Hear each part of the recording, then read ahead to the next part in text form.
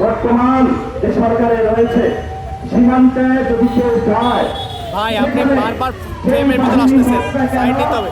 তাকে গ্রেফতার করতে পারবে যদি সে কোনো অপরাধ করে আপনার ফোন থাকে, সরান ভাই। কিন্তু তাকে গুলি করতে পারবে না। এটা একটা আন্তর্জাতিক আইন। স্বরাষ্ট্রমন্ত্রী বক্তব্য দিয়েছেন ওই পরে যদি তারা কাটাতার নির্মাণ করে তাহলে ভারতের এটা আভ্যন্তরীণ বিষয় না। আমরা বলি সীমান্ত মানেই তো আন্তর্জাতিক।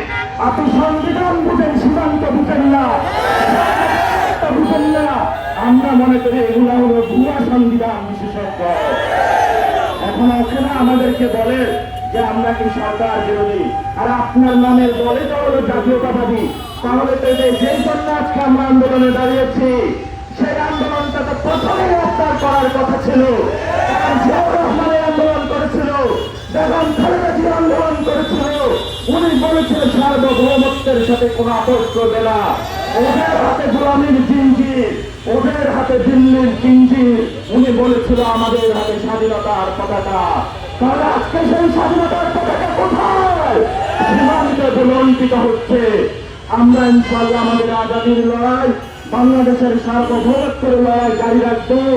আমরা এখানে স্বল্প মানুষ দাঁড়িয়েছি। আমরা এখানে কেউ আজকে টাকার জন্য আসি নাই, আমরা কোনো পাওয়ারের জন্য আসি নাই। আমরা একমাত্র বাংলাদেশের সার্বভৌমত্ব রক্ষার জন্য এই রোদের মধ্যে দাঁড়িয়ে আছি।